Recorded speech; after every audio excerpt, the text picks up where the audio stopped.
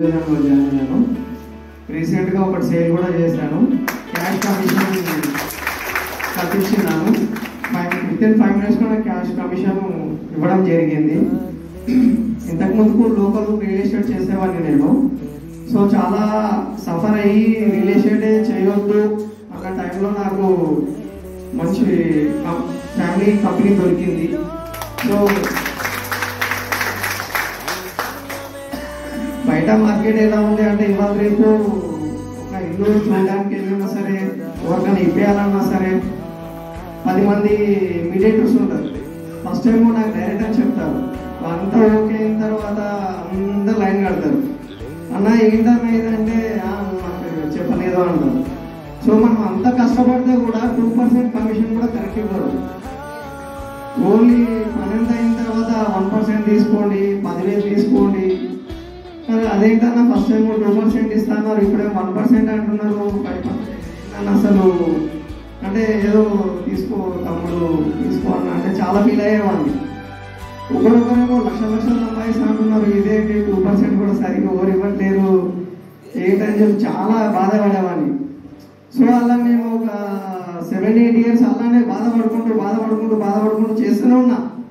సరే ఏదో ఒక రోజు మనకు కూడా వస్తుంది కదా మంచి రోజు అని చెప్పేసి. సో ఆ రోజు ఇవాళ వచ్చింది నాకు. ఎలా వచ్చిందంటే చాలా కంపెనీస్ ఉన్నాయి బయట. సో చాలా మంది సఫర్ అవుతున్నారు కూడా, చాలా మంది మనం చూస్తున్నాం వింటున్నాం బయట. సో ఇక్కడ రియలిజం కంపెనీ, ఫ్యామిలీ కంపెనీ అంటే ఏంటి అంటే ఒక్క రూపాయి కూడా తేడా లేకుండా చాలా పర్ఫెక్ట్గా ఉంది. నేను ఫస్ట్ సేల్ ఇచ్చి కమిషన్ తీసుకున్నప్పుడు ఎంత ఫీల్ అయినా అంటే చాలా సంతోషంగా ఫీల్ అయినా. రియల్ ఎస్టేట్ కంపెనీ అంటే ఇంత జెన్యూన్ ఉంటుందా? సో ఇందులో మనం కంపల్సరీ సక్సెస్ అయ్యి ప్రతి ఒక్కరికి మనల్ని ఎవరైతే చిన్న చూపు చూస్తారో వాళ్ళందరికీ మనం సమాధానం కంపల్సరీ చెప్పే రోజు మనం చేయగలం.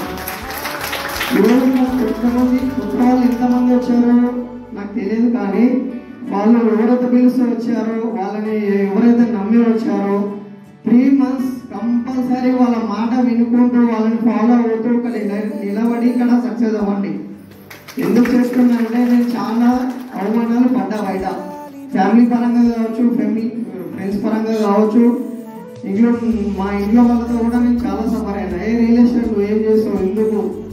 నేను 1.5 month క్రితం ఉన్న ప్రొఫెషనల్ చేసేవాడిని, అది వదిలేసి 1.5 month నుంచి ఇక్కడనే ఉన్నానంటే నేను ఇక్కడ ఏదో ఒకటి చేసి సాధించి బయట నేను 10 మందికి సమాధానం చెప్పాలి ఆ కసితోని వచ్చాను ఇక్కడ.